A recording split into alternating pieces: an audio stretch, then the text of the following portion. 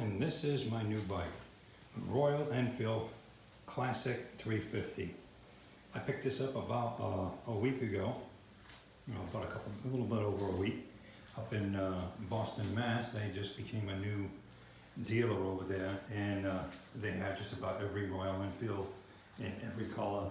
And I ended up test riding a couple. I ended up test riding the Hunter because I was kind of interested in the Hunter at first.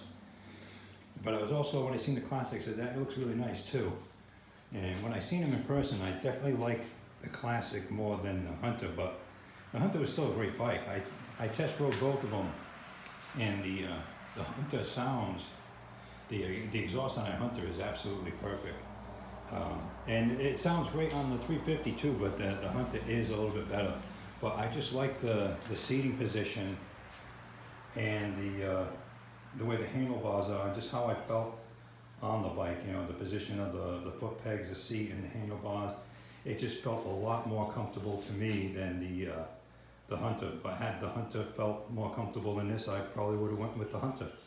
But I think I originally went in there looking for the military one, and they had it in this one, and I really liked the way that military looked. But I don't know, after about a half hour or so looking at it, the novelty of that bike just kind of wore off, and this one just kept growing and growing. And I figured, that classic matte black with the red, it looks really sharp, and it's something that you just, you're going to enjoy looking at for years to come. And I plan on having this bike for quite a while. Now, I just recently had a Yamaha R3, and I was planning on keeping that for about a year, but I'm just getting older, and that stiff suspension and that stiff ride was just a little more than I could take. So I've been on the internet looking at every kind of bike there is, and went to different dealerships and sat on many bikes. I mean, Harley, Triumph, Ducati, Honda, Yamaha, you name it. And then when I finally checked out Royal Enfield, the closest thing I would say is a Triumph. If you looked at Triumphs and you've been on Triumphs, the Royal Enfield is very close to a Triumph. I mean, as far as looks and just how it feels when it's built and stuff like that, it's just, that's the closest thing I could compare to. And I got it last week. I put about a little over 200 miles on it. So I plan on doing the maintenance myself, because up in Boston they don't have a service station. Now, these bikes come with a 3-year unlimited mile warranty, so I know they would either have to be able to fix it themselves or send out to someone else, but they told me they never get a bike back. And that's what I've been hearing from a lot of people, is these new 350s, they just seem to be rock solid. So I will be doing some videos in the future about the maintenance and stuff like that, just kind of showing how I'm doing the maintenance, and just maybe a helpful video for someone else who's looking to do it themselves. But this has been just an excellent bike. I absolutely love the bike. And everywhere I go, I mean, everyone says the same thing. They love the bike. They just love the way it looks. And people actually turn their heads as I'm riding by and just watch the bike, because the Classic is something else. It's not like anything else on the road, really. When you see it in person, it's different than how these videos are. And you see it with the lights on, those pilot lights on the front, they call them the Tiger Eyes.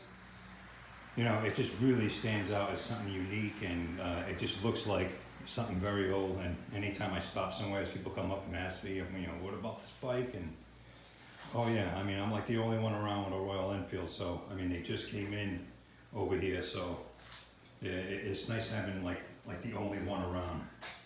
And the only thing I had done to it was the crash bars. I had all the they call them engine guards too. This is the trapezoid. I really like the look on that, but it wasn't so much the look as I'm just about flat foot on this bike, and being all steel and everything, I didn't want to slip and fall and then dent the tank up. So I'm like, they put it on for $200. So for that price, I mean, yeah, why not? I mean, it's an insurance, and it looks good. With the matte black, it just kind of all blends in anyhow. You don't really notice it. The only other thing I did was take the seat off, so I will be doing a video on that, and taking the pegs off, the rear pegs off. I want to take those off too. Probably just plug that hole with a grommet or something. But the bike just rides really good. It's not a fast bike like they said, but this is not the kind of bike you get on to ride fast. I mean, then go get yourself a sport bike, you know, if you really wanna go crazy.